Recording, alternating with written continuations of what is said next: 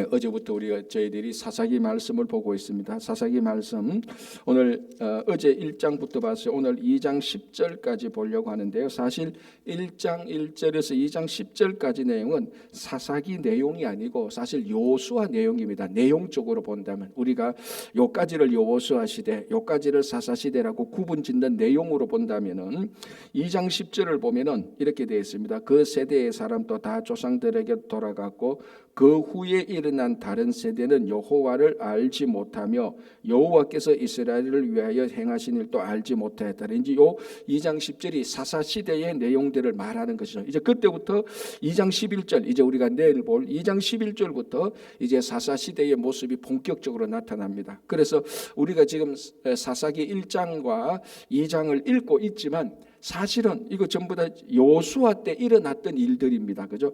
그리고 이 일들이 앞에서 반복돼 앞에서 이미 대부분 다 여호수아 때에 일어난 일들을 한 번 더 언급합니다. 그래서 한 번 더 말해주고 이 여호수아 때 일어난 이 가나안 정복과 분배와 이 일들이 이제 사사 시대와 직결해서 연결되는 그걸 얘기하고 있습니다.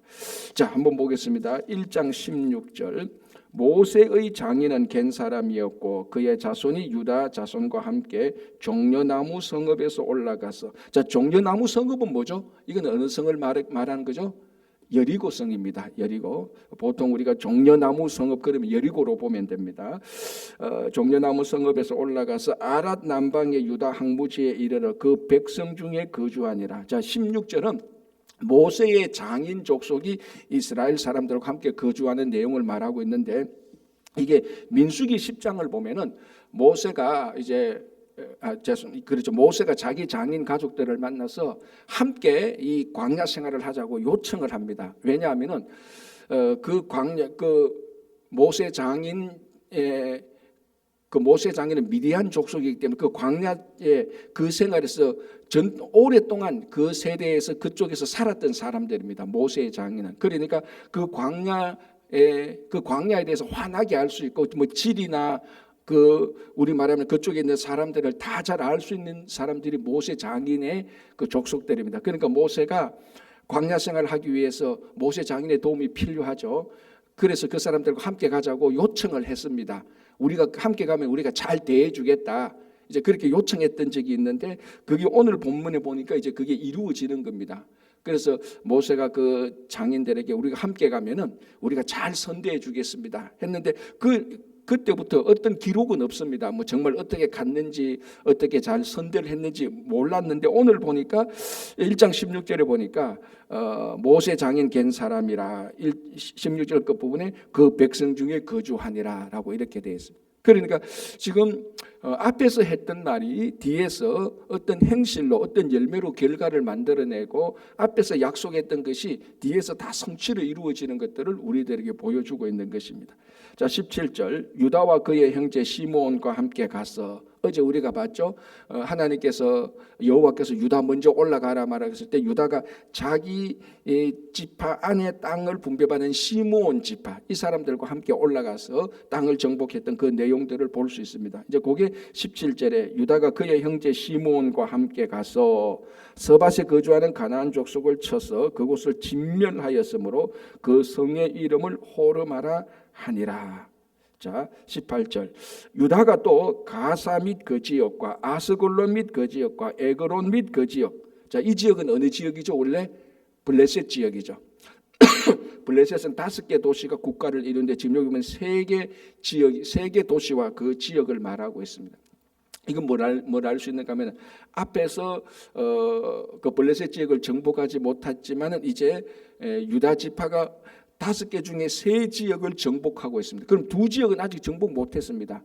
이 정복하지 못한 이 블레셋 사람들이 앞에서도 말씀드렸다시피 사울 왕 때, 다윗 왕 때 계속해서 이스라엘 민족을 괴롭히고 있습니다. 자, 그래서 하나님께서 가나안 정복 분배할 때 계속해서 진멸하라고 말을 했습니다. 자, 여기서 진멸하라는 것은 잔인하게 대량 학살을 그런 의미로 받아들이는 게 아니고, 죄악은 완전히 제거하라라는 것이었는데, 그것을 제거하지 못했을 때 결국 나중에는 그게 가시가 되고 올무가 되는 겁니다.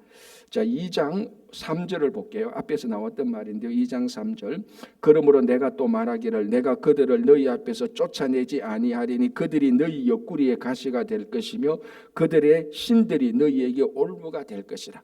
결국 지금 쫓아내지 못한, 지금 우리가 제거하지 못한 우리들의 악한 습관들, 우리 속에 있는 죄악들이 오늘 제거하지 못했다고 해서 내일 그 다음날 당장 우리들에게 가시가 올무가 되지 않는다고 해서 이거 괜찮네 그렇게 생각할 게 아니라는 겁니다. 언젠가는 반드시 우리가 제거하지 못했던 악한 일들, 우리 속에 뿌리 깊이 남아있는 악한 습관들, 이런 것들은 언젠가 때가 되면은 우리에게 최소한 한두 번은 가시가 되고 올무가 될 것이라는 것입니다.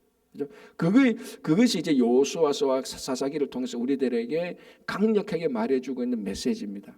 그래서 우리가 살아갈 때, 야 이거 분명히 내한테 안 좋은 습관인데, 이거 내가 버려야 될 것인데, 그런데 뭐 한 달 전도 괜찮고 지금도 괜찮고 한 달 후도 괜찮을 거야. 실제로 한 달 후도 괜찮을 수도 있습니다. 그러나 한 달 후에 괜찮다고 해서 계속 괜찮은 건 아닙니다. 언젠가는 반드시 그것이 내게 한두 번은 가시가 되고 올무가 될 것입니다. 지금 이제 사사기 1장과 2절은 그런 일들을 계속해서 지금 증거하고 있는 것입니다. 자, 계속해서 한번 보겠습니다. 19절. 여호와께서 유다와 함께 계셨으므로 그가 산지 주민을 쫓아내었으나 골짜기의 주민들은 철병거가 있으므로 그들을 쫓아내지 못하였으며. 자, 하나님께서 유다와 함께 하셔서 산지에 살고 있는, 산의 높은 곳에 살고 있는 이방 민족들을 쫓아냈습니다. 잘했습니다. 그런데 계곡 아래 평지 쪽에 살고 있는 사람들은 못 쫓아냈다 그랬습니다. 왜 그렇습니까? 철병거가 있으니까. 자, 이 당시가 아마 철기 시대가 막 들어왔을 때입니다. 그러니까 그 앞에 시대는 청동기 시대 아닙니까, 그죠? 그럼 청동기 무기하고 철기 무기는 비교가 안 됩니다. 같은 무기로 이렇게 짱 부딪혀도 철기가 훨씬 세기 때문에 청동기 무기를 가지고 이길 수가 없는 겁니다. 그리고 철기가 있고, 여기 보시면 철병거가 있다 그랬잖아요. 병거, 마차. 그러니까 평지에서 그 당시에 철병거는 오늘날 탱크하고 같다 그랬습니다. 그죠? 탱크하고 싸우는 군인하고 탱크 없이 그냥 소총 가지고 싸우는 군인하고, 이거는 싸움 상대가 아닌 거죠. 그래서 철병거가 있었기 때문에 우리가 앞에서 봤다시피, 기억납니까 여러분? 에브라임 지파도 철병거가 있는 사람들을 못 쫓아냈어요. 그런데 유다 사람들도 오늘 보니까 산지에 있는 족속은 쫓아냈는데 평지에 있는 족속은 못 쫓아냈는데, 왜? 평지 사람이 철병거 강력한 무기가 있었으니까 못 쫓아냈다는 겁니다. 이게 안타까움으로 남아있는 겁니다. 자, 그런데 19절 앞부분에 여호와께서 유다와 함께 계셨으므로라고 말을 하는 겁니다. 이건 뭘 말하는가 하면요, 정말 유다 지파 사람들이 여호와께서 우리와 함께 계시는데, 이 믿음을 가지고 평지에 사는 사람들이 철병거가 있다 할지라도 그 하나님이 우리와 함께 계심으로 믿음을 가지고 싸웠다라면 이겼을 것이다라는 아쉬움이 남아있는 겁니다. 하나님이 함께 계셔서 산지에 있는 이방인들은 잘 쫓아냈는데 평지에 있는 철병거의 강력한 백성들은 너희들이 못 쫓아냈다. 왜 못 쫓아내느냐? 하나님께서 너희들과 함께 하신데 왜 못 쫓아내냐? 이런 약간 부정적인 책망의 내용이 좀 들어가 있는 겁니다. 왜냐하면요, 20절을 보시면, 20절 21절 보면, 20절을 보시면 뭘 말하고 있는가 하면, 또 갈렙이 아낙 자손을 물리친 것을 얘기합니다. 자, 이게 지금 한 서너 번 반복되잖아요. 갈렙이 아낙 자손을 물리친 것. 그러니까 이 여호수아하고 사사기에서 우리에게 뭘 증거하는가 하면, 이 갈렙이 아낙 자손을 물리친 것은 정말 믿음으로 거인들을 물리친, 믿음으로 이 세상을 대적해서 싸워서 이긴 중요한 모범이 된다는 겁니다. 이제 이게 나중에 가면 이제 다윗이 또 골리앗을 싸워서 이기는 거 아닙니까? 그러니까 갈렙이 아낙 자손을 물리친 것, 다윗이 골리앗을 물리친 것, 전부 다 믿음으로 다 물리친 것입니다. 이것이 굉장히 중요한, 이 악한 세력들과 싸워서 이길 때 우리들에게 굉장히 중요한 하나의 모범이 되는 겁니다. 그런데 앞에서 유다 지파 사람들은 하나님께서 함께 하셨는데 너희들은 왜 그 철병거 있다고 해서 그것을 못 쫓아내느냐, 그렇게 말하면서, 보아라, 내가 한 번 더 말하는데 아낙 자손들을 봐라. 아낙 자손들은 죄송합니다, 갈렙을 보라. 아낙 자손들을 믿음으로 다 물리쳤지 않느냐. 너희들도 믿음으로 있었던, 이 믿음을 가지고 하나님께서 함께 하신 그 믿음을 가지고 있었다라면 유다 지파가 평지에 있는 철병거를 물리쳤을 것인데, 결국 못 물리쳤고 갈렙은 그 믿음으로 물리쳤다라고 얘기를 하는 겁니다. 자, 그래서 20절을 19절 끝부분에 19절 끝부분은 그들을 쫓아내지 못하였으며 20절 끝부분에 아낙의 아들을 쫓아내었고라고 말을 합니다. 그죠? 자, 그런데 21절에 이제 베냐민 지파 말합니다. 베냐민 자손은 유다 지파 바로 위에 땅을 분배받았는데 땅이 그렇게 많지는 않아요. 그러나 예루살렘을 두고 유다 지파와 베냐민 지파가 같이 겹쳐 있습니다. 그래서 21절에 베냐민 자손은 예루살렘에 거주하는 여부스 족속을 쫓아내지 못하였으므로 여부스 족속이 베냐민 자손과 함께 오늘까지 예루살렘에 거주하니라. 그러니까 사실은 쫓아내야 되는데 못 쫓아내어서 이 사사기가 기록될 때까지도 이 예루살렘에 이 여부스 족속과 베냐민 족속이 함께 있었다라는 것. 이게 다 진멸하고 쫓아내야 되는데 못한 지금 일들을 우리들에게 보여주고 있는 것입니다. 그렇죠? 자, 22절 보겠습니다. 요셉 가문을 말합니다. 요셉 가문은 두 지파였죠. 므낫세 지파와 에브라임 지파였죠. 그걸 말합니다. 자, 22절에 요셉 가문 또 베델을 치러 올라가니 여호와께서 그와 함께 하시니라. 요셉 가문이 베델을 정탐하게 하였는데 그 성읍의 본 이름은 루스라. 정탐꾼들이 성읍에서 한 사람이 나오는 것을 보고 그에게 이르되 청하노니 이 성읍의 입구를 우리에게 보이라. 그리하면 우리가 너에게 선대하리라 하며. 자, 이게 뭡니까? 이제 요셉 지파가 베델을 이제 그 정복하러 가는데 어디를 먼저 쳐야 될까? 입구가 어디냐? 이렇게 이제 주섬주섬 보는 사이에 베델에서 한 사람이 나오게 그 사람에게 묻습니다. 야, 이 성의 입구가 어디냐? 네가 말해주면은 우리가 나중에 베델을 칠 때 너는 살려주겠다라고 이거 약속을 맺습니다. 자, 앞에서 이스라엘 백성들에게 하나님께서 말씀하신 것은 이방 족속과 어떤 언약도 맺지 말라 그랬습니다. 그러니까 이게 정말로 깔끔하게 싹 다 진멸하는 거다. 뭐 언약도 맺지 말고. 그러니까 이 죄악에 관하여서는 타협도 없고 죄악에 관해서는 동정도 베풀지 말라는 겁니다. 우리 성도들이 어떤 죄악이나 이런 것에 대해서 우리 스스로가 늘 많이 합리화하려고 하지 않습니까? 요거는 요렇게 했기 때문에 이거는 괜찮아. 합리화해야 우리 마음이 편하지 않습니까? 그런 거 안 된다는 겁니다. 자, 오늘 여기 보니까 일단은 한 사람이 나오는데 그 사람하고 언약을 맺습니다. 야, 입구가 어디냐? 그러면 우리가 그 입구를 찾아서 이 베델을 정복할 때 너는 살려주겠다. 이거 어디서 본 거하고 비슷하죠? 어디하고 비슷합니까? 여리고성을 정복할 때 라합에게 가서 라합이 정탐꾼을 선대하고 이 정탐꾼이 나중에 이 성을 정복할 때 라합을 살려주는 거하고 좀 비슷해요. 자, 그래서 보십시오. 25절에 그 사람이 성읍의 입구를 가리킨지라. 이에 그들이 칼날로 그 성읍을 쳤으되 오직 그 사람과 그의 가족을 놓아 보내매. 그렇죠? 좀 비슷하죠. 여리고성의 라합을 살려준 것과 이 베델이라는 성읍에서 그 요셉 후손들이 들어가서 그 사람을 살려주고 베델을 정복한 거하고 비슷한 패턴이 있습니다.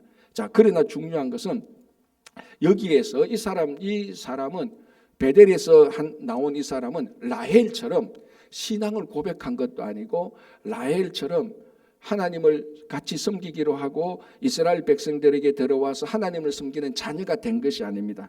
자, 26절을 보겠습니다. 그 사람이 누구죠? 성읍 입구가 어딘지 알려주고 자기는 살았던 사람입니다. 그죠? 자, 이 사람이 헷 사람들의 땅에 가서 그 큰 가나안에 있는 다른 헷 사람들의 땅에 가서 성읍을 건축하고, 이건 뭡니까? 베델에서 나온 한 이방 사람이 헷 족속의 땅에 가서 새로운 성읍을 건축합니다. 자, 그럼 새로운 성읍이 하나님을 섬기는 도시입니까? 아닙니까? 아니거든요. 그러면 뭡니까? 베델은 정복했지만은 요셉 가문들이 요셉의 후손들이 베델은 정복했지만은 거기서 나온 한 사람을 놓아줌으로 말미암아 언약을 맺어서 이방 족속에 언약을 맺어서 이 사람을 놓아줌으로 말미암아 이 사람이 헷 족속에 가서 다른 성읍을 건축해 버렸습니다. 우상을 섬기는. 그러니까 여리고성을 정복할 때 라합을 살려두고 라합이 하나님의 자녀가 된 것하고는 이 부분에 있어서는 극심한 차이가 나는 것입니다. 그래서 지금 뭘 하는가 하면은 이미 여호수아 마지막 부분에 사사기 시작되는 첫 부분에 정복과 분배, 정복이 부족한 부분이 많았다. 근데 이 많았던 부분이 사사시대에 들어가서 이스라엘 백성들의 가시가 되고 올무가 된다라는 것을 미리 얘기를 하고 있는 겁니다. 왜 사사시대에, 그럼 사사시대에 왜 이스라엘 백성들이 그렇게 타락했나? 뭐 여러 가지 타락 부패가 굉장히 많지 않습니까? 그 중에 하나가 여호수아 정복시대에 다 쫓아내지 못했던 이방 족속들이 여전히 남아 있었기 때문에 가시와 올무가 되었다라고 얘기를 하는 거예요. 그건 오늘날 제가 계속해서 말씀드린 것처럼 우리 삶의 개인적인 삶이 똑같죠. 내가 왜 이렇게 망가졌지? 왜 저 A 집사님이 저렇게 옛날엔 좀 그래도 괜찮은데 요즘은 왜 저렇게 망가졌지? 그걸 쭉 따라가 보면 그 전에 여전히 자기 속에 남겨둔 죄악이 있었고 악한 습관들을 제거하지 못했고 그것이 어느 정도 세월이 가서 그 사람이 가시가 올무가 돼서 그래서 넘어진다는 겁니다. 개인적인 삶도 그렇고 공동체의 삶도 그렇습니다. 이스라엘 백성들 공동체가 지금 그걸 말하고 있는 거죠. 물론 지금 오늘 사사기 1장과 1장 이 부분에 쫓아내지 못하고 함께 사는 이것들이 오늘날 우리들이 살고 있는 현실을 여실히 그대로 반영하는 건 맞습니다. 우리가 이 땅에 살면서 완벽하게 살지 못하지 않습니까? 그죠? 그런 모습들 가운데서 우리가 제거하지 못한 악한 것들과 악한 습관들이 어떻게 우리들에게 올무가 되고 가시가 되는가, 그 사실을 우리들에게 증거해 줘서 우리가 살아가는 동안에 죄와 악한 것들은 가차없이 진멸하라는 강력한 권면을 하고 있는 겁니다. 자, 그래서 26절 다시 볼게요. 그 사람이 헷 사람들의 땅에 가서 성읍을 건축하고 그것의 이름을 루스라 합니다. 또 루스라고 말하는 거예요. 원래 루스라는 땅이 있었는데 이 요셉 족속에 가서 그 땅을 정복하고 베델이라고 이름을 바꾸었습니다. 그러니까 거기서 있던 한 사람이 살아남아서 헷 족속에 가서 성읍을 건축하고 그 땅을 또 루스라고 말해버려요. 그러니까 루스가 사라진 겁니까? 안 사라진 겁니까? 우상을 섬기는 원래 땅 루스는 베델이 되었지만은 또 다른 루스가 생겨버린 겁니다. 또 다른 우상을 섬겨버리는 겁니다. 그렇게 굉장히 이게 그 요셉 가문 또 그 베델을 정복해서 진멸시킨 것은 잘했지만은 거기서 한 사람과 언약을 맺어 타협해서 안 되는 그 한 사람을 살려둠으로 말미암아 또 다른 루스를 만들어 버리는 악순환이 되어 버린 겁니다. 그래서 우리의 삶 속에 이런 일을 계속해서 반복하지 않습니까? 요거는 잘 정복했는데 그때 타협해가지고 다른 죄악을 남겨놓으니까 이게 또 다른 죄악을 만들어내버리는 거죠. 자, 이제 27절부터 36절, 일단 먼저 34절, 33절까지는 북쪽에 있었던 5지파가 이방 민족을 쫓아내지 못했던 것을 기록합니다. 첫 번째 므낫세 지파 27절 28절입니다. 므낫세가 28절 볼게요.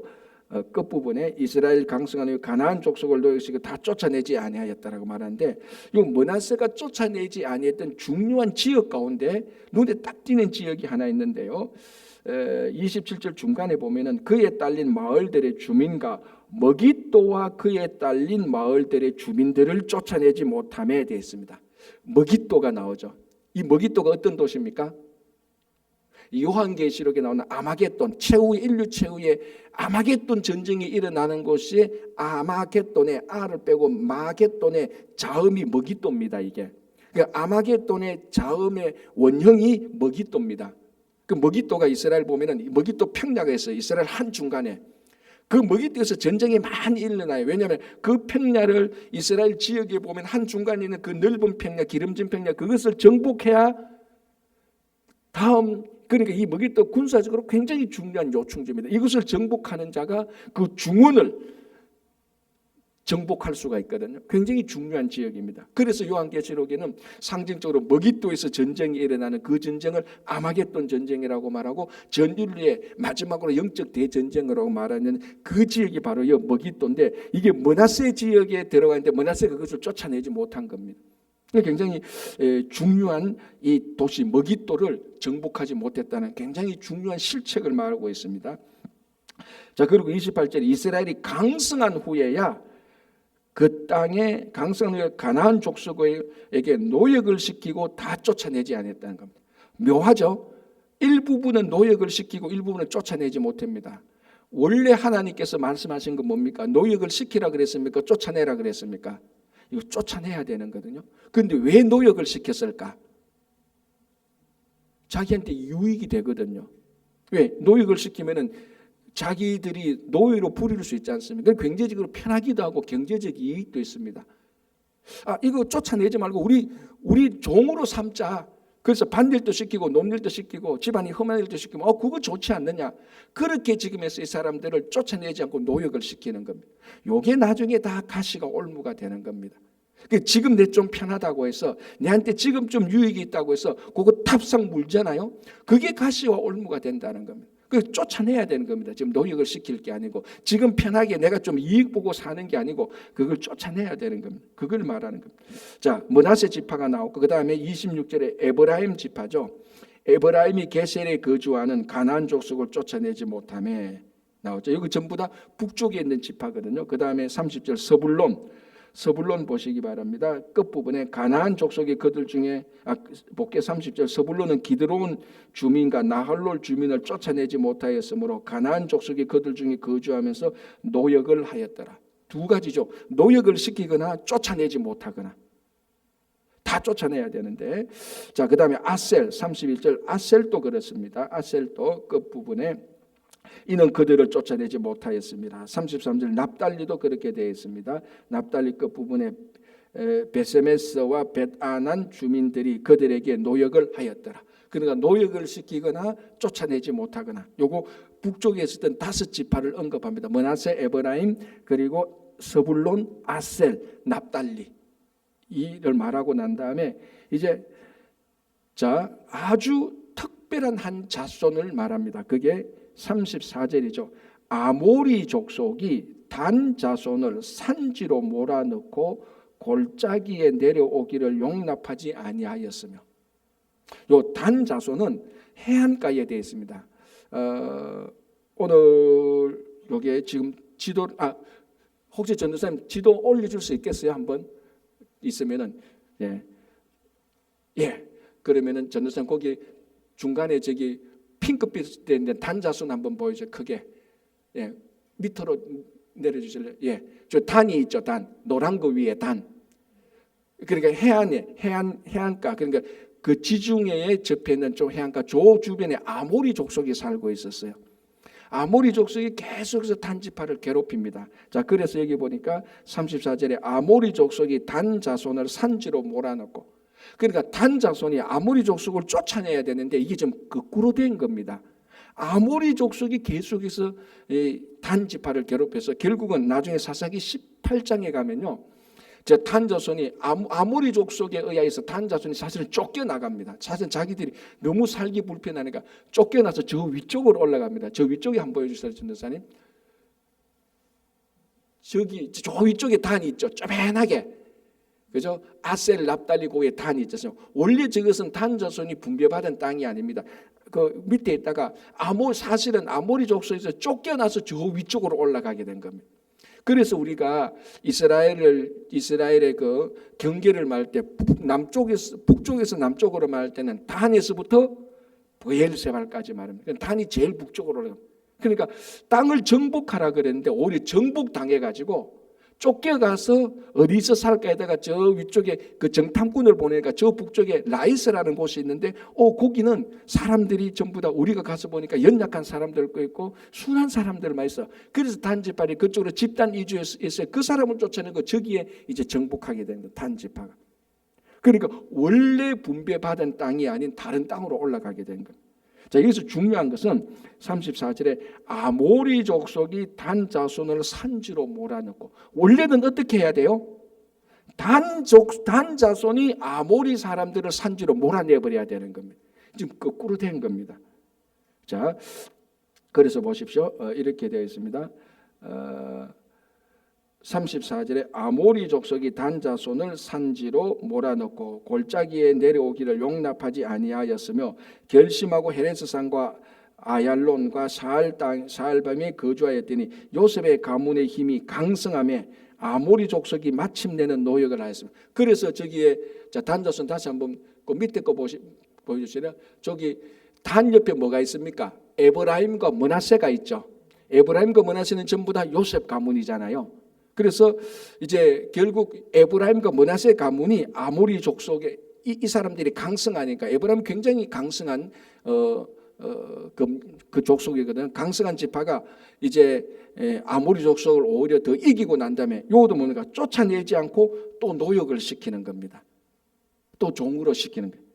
자, 그래서 36절에 아모리 족속의 경계는 아그라빔 비탈의 바위로부터 위쪽에 있다. 아그라빔 비탈에 겨우 이제 그 붙어서 겨우 거기에 붙어가지고 이제 종살이 하면서 살고 있는 것을 얘기하고 있는 겁니다. 자, 1장이 이렇게 이런 전체적인 흐름을 보지 못하면 굉장히 좀 따분한 내용이에요. 자, 그런데 이 흐름이 지금 어떻게 되는가 한번 보십시오. 자, 우리가 살펴봤을 때 첫 번째 22절부터 보면은 22절부터 35절까지는 북쪽의 지파들이 어떻게 자기들이 정복하고 분배받은 땅을 어떻게 쫓아내고 못 쫓아내고 노역을 삼는가 그걸 보여줬지 않습니까? 첫 번째 22절에서 26절까지는 아까 말씀드린 것처럼 요셉 가문이 루스라는 곳을 점령해서 베델이라는 그 루스라는 곳을 점령해서 베델을 정복하게 됩니다. 그때 한 사람을 살려줍니다.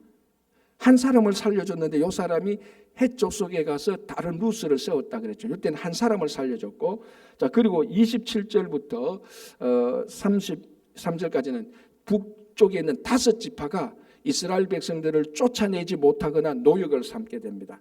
처음에는 한 사람을 살려줬고, 그 다음에 그러니까 요셉 가문이 한 사람을 살려줬고, 그 다음에는 뭡니까? 많은 사람을 노역으로 삼고 쫓아내지 못하고, 그 다음에 단 지파는 어떻게 됩니까? 오히려 쫓겨나게 되는 겁니다.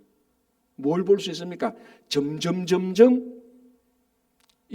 이방 족속들이 저 땅에 머물고 있는 사람들이 점점 더 많아지거나 오히려 이스라엘 족속의 지파를 쫓아내버리는 그런 점점 더 강해지는 것을 보여주고 있습니다. 1장을 통해서. 그러니까 지금 이거는 완성되지 못한 정복이었다라는 것을, 이것이 올무가 되어서 이제 이스라엘 백성들이 사사시대를 하게 될 때 큰 어려움을 당하게 된다는 것을 말하고 있는 겁니다. 그래서 1장은 이렇게 해서 어떻게 정복이 완성되지 못했는가라는 것을 이제 사사기 때 보여주고, 자 그러니까 2장 1절을 보겠습니다. 여호와의 사자가 길갈에서부터 복임으로 올라와. 이제 하나님께서 여호와의 사자를 보내서 말합니다.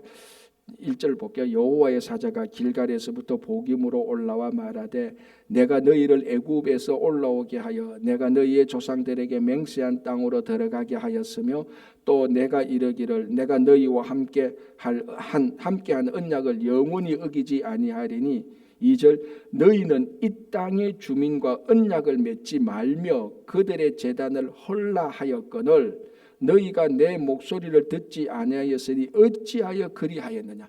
하나님께서 이스라엘 백성들이 쫓아내지 않고 노역을 삼고 언약을 맺고 한 것들을 지금 질책하고 있는 겁니다. 너희들 왜 이렇게 하느냐? 왜 언약을 맺느냐? 언약 뭡니까? 베델에서 나오는 한 사람하고 언약을 맺지 않습니까? 입구를 가르쳐주면은 입구를 알려주면 내가 너는 살려주겠다. 이방 민족과 이런 언약을 맺어서는 안 된다는 겁니다. 그죠? 그래서 언약을 왜 맺었느냐? 그리고 왜 쫓아내지 못했느냐? 그리고 아마 나중에 보면 이제 우상 제단도 헐지 못하게 되는 이런 것들을 보여주고 있습니다. 그래서 하나님께서 여호와의 사자를 통해서 이스라엘 백성들을 질책하게 되는 겁니다. 자, 그래서 3절 그러므로 내가 또 말하기를 내가 그들을 너희 앞에서 쫓아내지 아니하리니 그들이 너희 옆구리에 가시가 될 것이며 그들의 신들이 너희에게 올무가 되리라. 이게 이제 사사시대에 나타나는 일들을 말하는 거죠. 그러니까 4절에 여호와의 사자가 이스라엘 모든 자손에게 이 말씀을 이르매 백성이 소리를 높여온지라. 그제서야 아이고 또 우리가 잘못했습니다라고 말하는 거예요.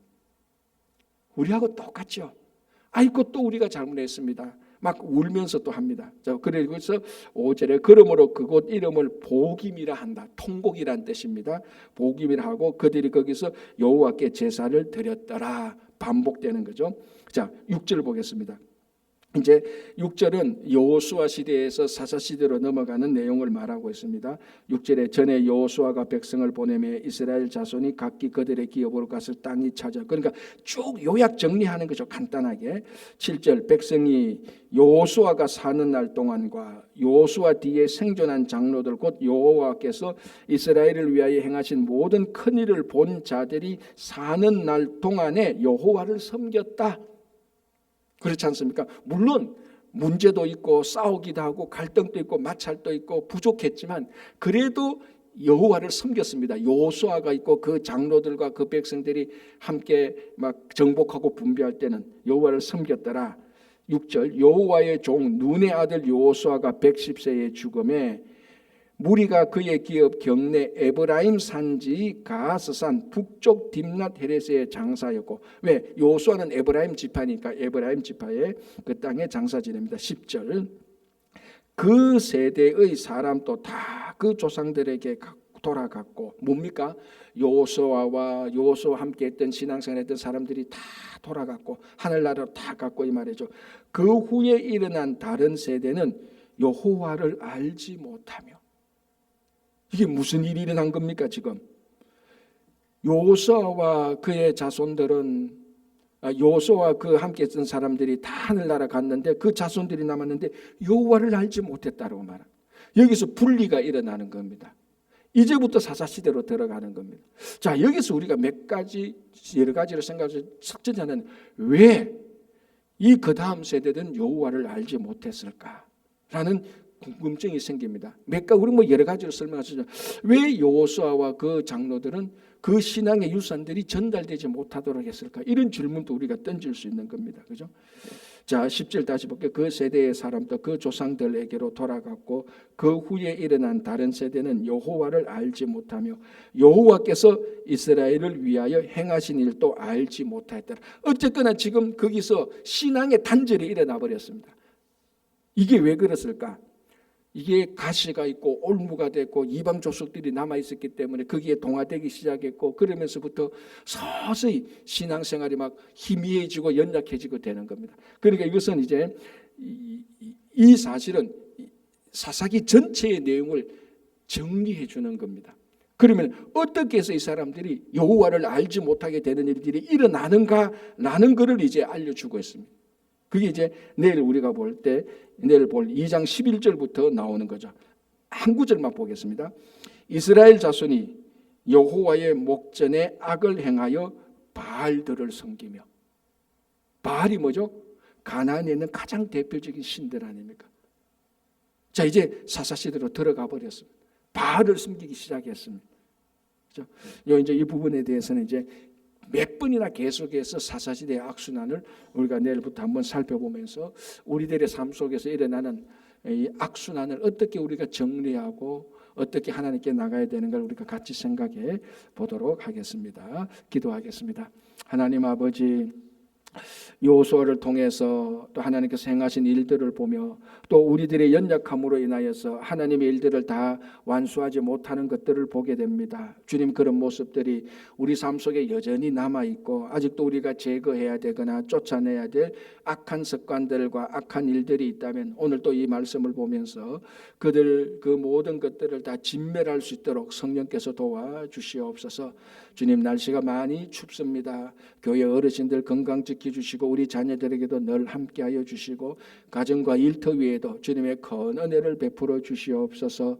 주님, 또 시무장로 두 분을 공천하고 선출하는 과정 중에 있습니다. 하나님께서 이 시대에 이 친구교회에 꼭 필요한 또 두 분을 선출하여 주셔서 주님의 몸된 교회를 잘 섬기게 하시고 또 선출하는 모든 과정과 일들이 하나님께 기뻐하는 일이 되게 하여 주시옵소서.